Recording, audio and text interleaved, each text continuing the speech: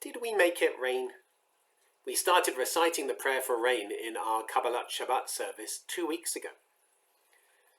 When we did that week, a little rain fell.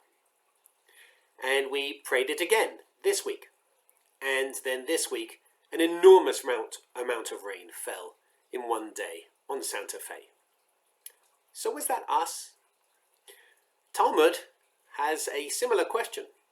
It quotes the Mishnah in Tractate Ta'anit. It says, "From when should one mention the rain, the strength of the rain?" Rabbi Eliezer says, from the first day of the festival, meaning Sukkot. Rabbi Yehoshua says, from the last day of the festival of Sukkot.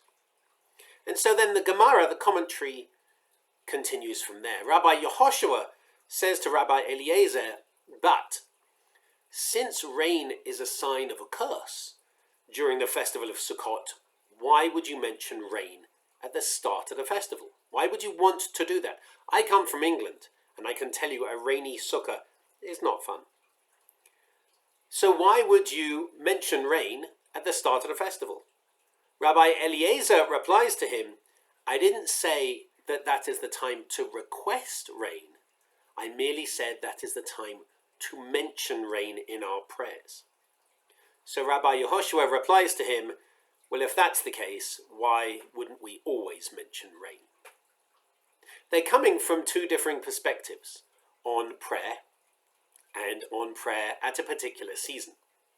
One perspective says you mention the rain in the time of the rainy season. You don't bring about the rain.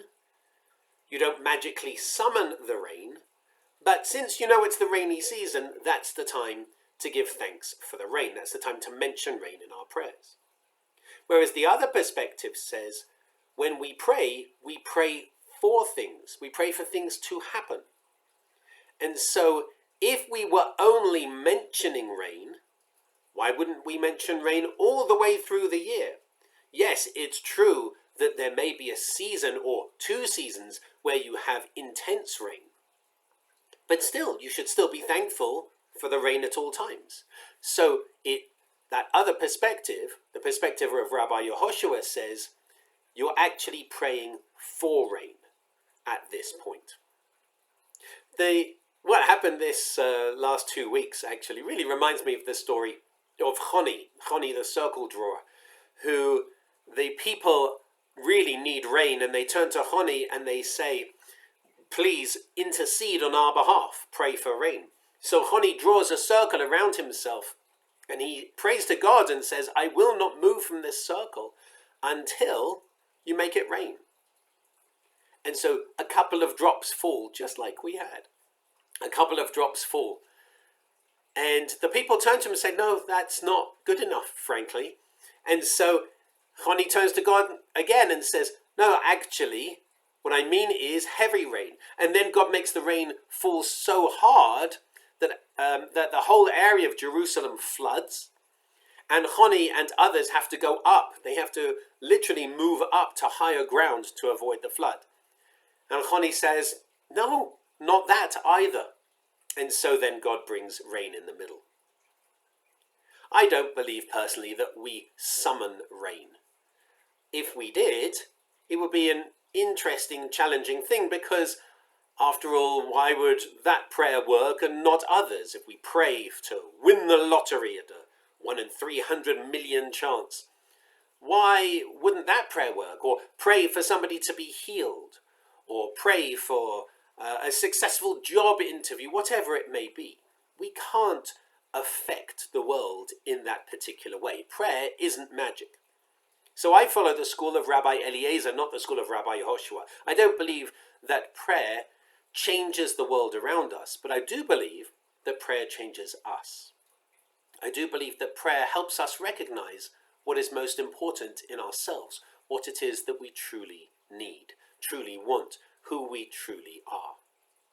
And so in the rainy season, we truly need rain. It's a much later monsoon season this year, and we actually held off.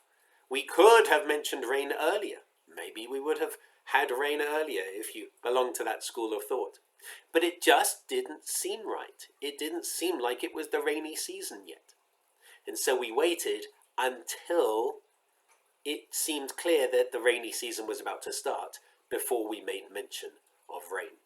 And the reason is very clear, because when I give this prayer that gives God thanks for all the rain that has fallen, if no rain has fallen, it feels like a bracha levatala, a wasted prayer, a vain prayer, a false prayer. Because if we say thank you to God for all the rain that's fallen and rain hasn't fallen in months, then that sets up a very different relationship with prayer and with the world around us. So we make mention of the rain in our prayers during the rainy season. And as we do so, we're reminded of what is important to us. Rain is essential for life. Rain here in Santa Fe is really essential at this season. So we encourage you to join us as we continue our prayers during this rainy season tonight and for a number of weeks forward.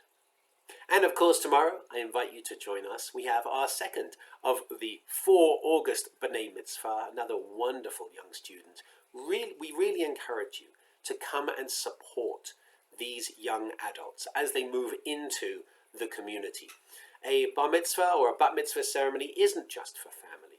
It's really important for that young adult to see that the community, their community, cares and wants to be there, wants to show up for them, to celebrate with them. So we encourage you to please come and join us for our bar mitzvah ceremony tomorrow as well. And in the meantime, we hope that more rain may fall. We hope that we continue to have the land nourished, and that we continue to be nourished by our prayers, by our spirituality, and by the way that we connect to the world, and particularly the water cycle around us. I wish you Shabbat Shalom.